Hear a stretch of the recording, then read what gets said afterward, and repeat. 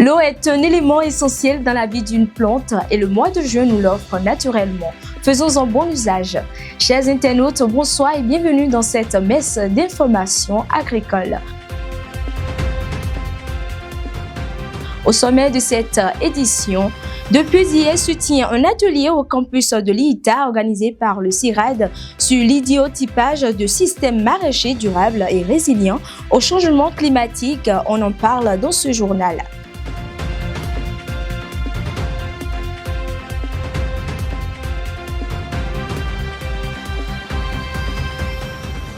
Bien qu'elle soit méconnue par plusieurs, la méthode de conservation par enrobage est une technique efficace pour la longévité des fruits et légumes. Nous en parlons dans le dossier du jour.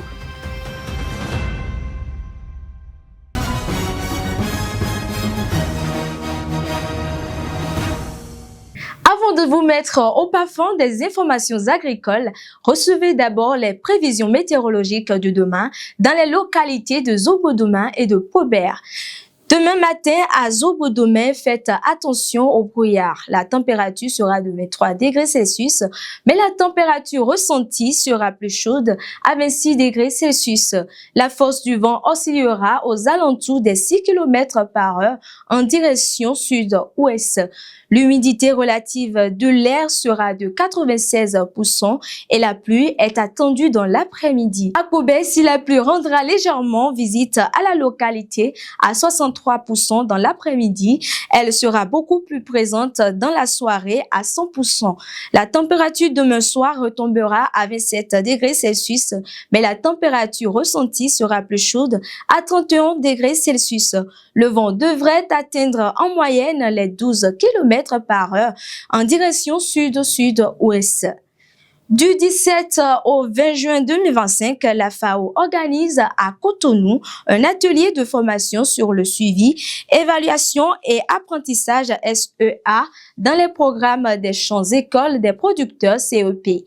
L'objectif de cette session est de renforcer les capacités des participants et leur permettre de se familiariser avec le cadre mondial de SEA et la boîte à outils des CEP, d'intégrer la dimension genre dans le SEA et d'utiliser la digitalisation pour améliorer l'impact de leur projet CEP tant au niveau local que mondial.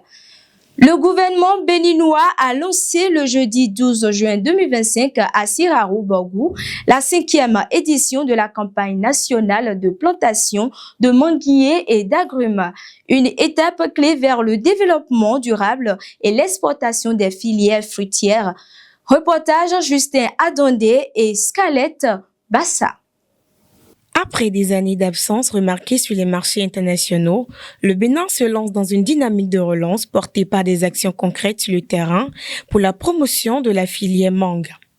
C'est dans ce cadre que s'inscrit la 5e édition de la campagne nationale de plantation de manguiers et d'agrumes, officiellement lancée le jeudi 12 juin 2025 à Sirarou, dans le département du Borgou. L'événement qui nous réunit ce jour et pour lequel vous aviez bien voulu sacrifier vos multiples occupations pour y prendre part, revêt une importance capitale et participe de la transformation du secteur agricole opérée par le chef de l'État, le président Patrice Talon, depuis 2016, pour révéler davantage sa contribution à l'économie nationale et à la création d'emplois.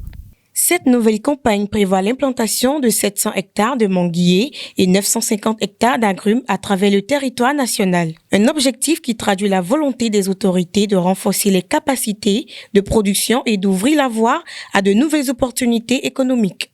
Cette nouvelle plantation de manguiers et d'agrumes contribue à terme à la dynamisation de l'économie locale, à l'amélioration des revenus de nos braves producteurs et à l'augmentation du produit intérieur brut PIB du Bénin grâce à l'exportation de la mangue béninoise sur le marché international et à la transformation de nos agrumes en divers dérivés. Pour accompagner les producteurs et assurer la réussite de ces stratégies, le gouvernement béninois, à travers l'Agence territoriale de développement agricole Pôle 5, a mis en place un ensemble de mesures d'appui. Depuis 2022, le gouvernement de son Excellence le Président Patrice Talon a bien voulu porter sur les fonds baptismaux la filière arboriculture fruitière à travers les manguiers, les agrumes et aussi la papaye. Donc depuis 2022, cette filière a eu des subventions pour des investissements structurants et pour la mise en place des plans greffés certifiés. Le lancement officiel de la campagne a été marqué par la mise en terre symbolique de plusieurs plantes, un geste fort qui illustre l'engagement des autorités et des acteurs locaux en faveur d'une agriculture fruitière, compétitive et respectueuse de l'environnement.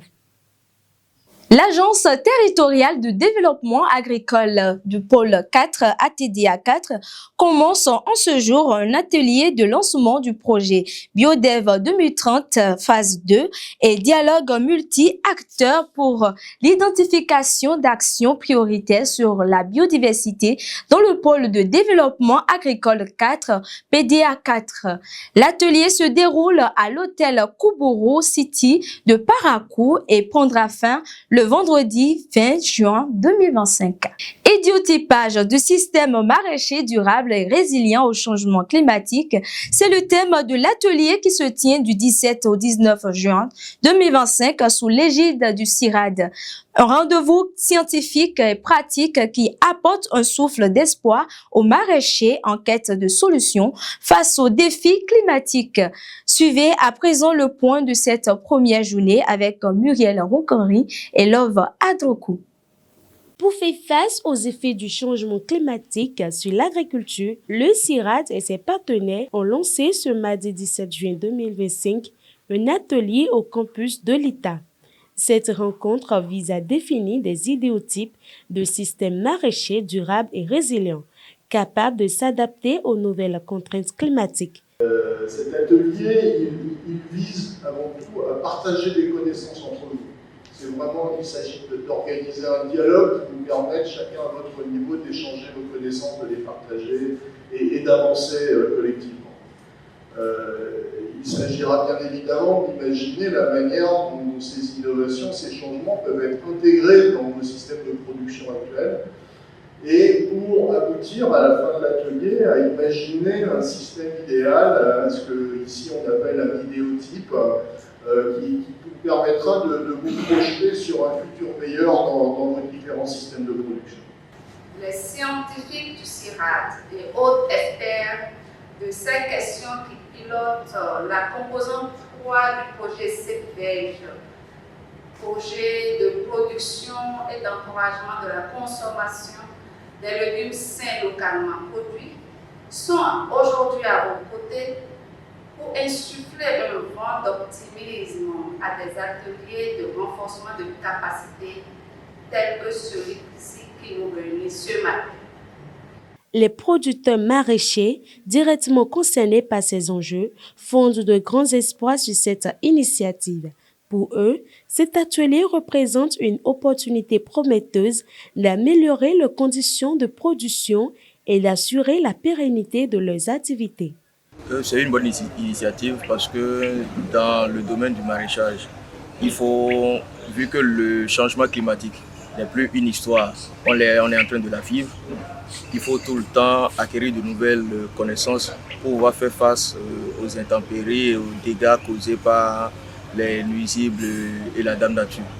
Donc c'est une bonne initiative, on est là pour apprendre de nouveau et renforcer nos connaissances. Et cet atelier, c'est un atelier qui tombe à pic et ça va nous aider, nous agriculteurs, à augmenter nos rendements d'ici peu de temps. On va essayer de contourner les contraintes et trouver le rendement profitable pour notre pays. Prévu pour durer 3 jours jusqu'au 19 juin, cet atelier a réuni chercheurs, techniciens, organisations agricoles et producteurs autour d'échanges pratiques. Ces travaux devraient déboucher sur des solutions concrètes en faveur d'une agriculture plus résiliente et respectueuse de l'environnement, contribuant ainsi à un véritable développement durable. Au Togo, la 12e édition du Salon international de l'agriculture et de l'agroalimentaire démarre le 14 octobre prochain et prend fin le 20 octobre. L'objectif de ce salon est de promouvoir et de valoriser les produits agricoles, stimuler les échanges commerciaux et favoriser le développement du secteur. Les fruits périssent après une période donnée. Pour assurer leur durabilité, plusieurs méthodes de conservation, dont celle par enrobage, est conseillée. Suivez cet élément de Muriel Roncanry et de Love Adrokou pour plus de détails.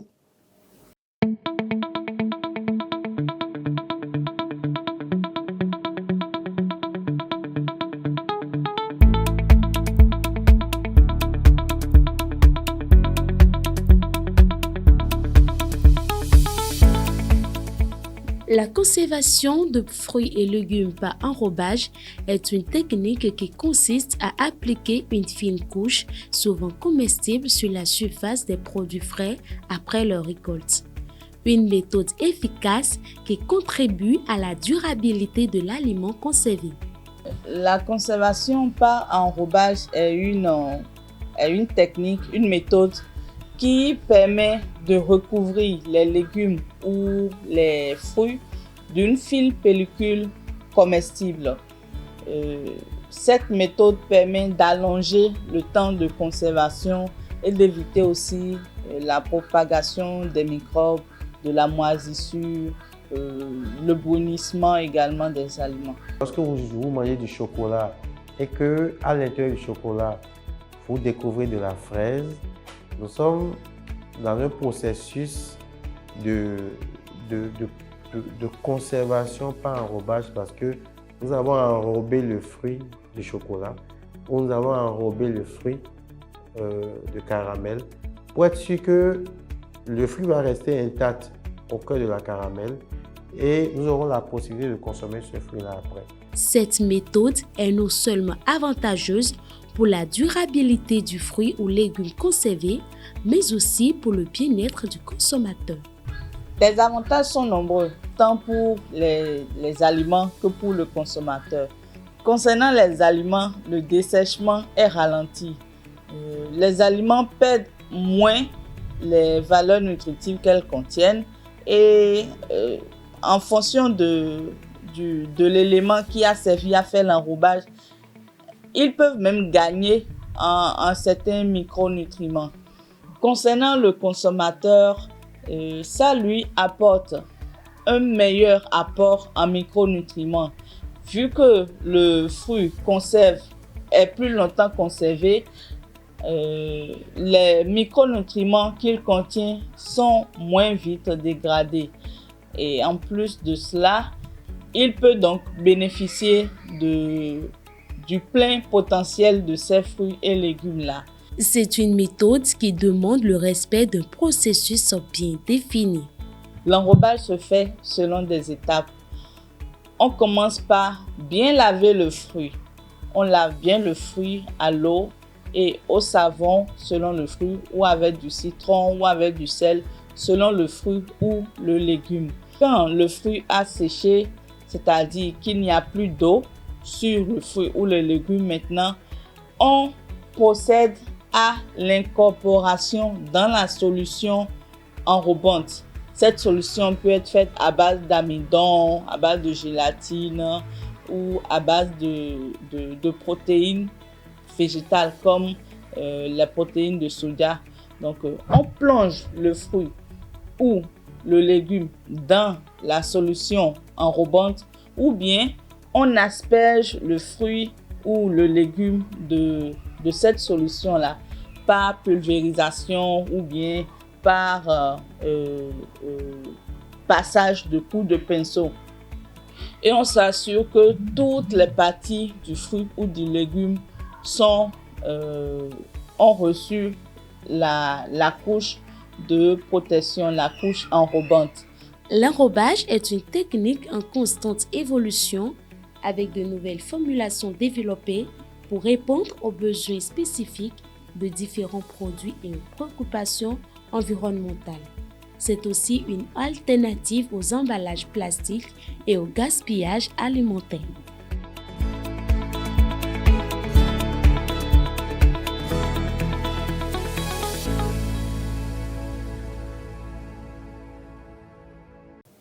C'est tout pour aujourd'hui. Merci d'avoir été des nôtres. Rendez-vous au vendredi prochain pour un nouveau numéro.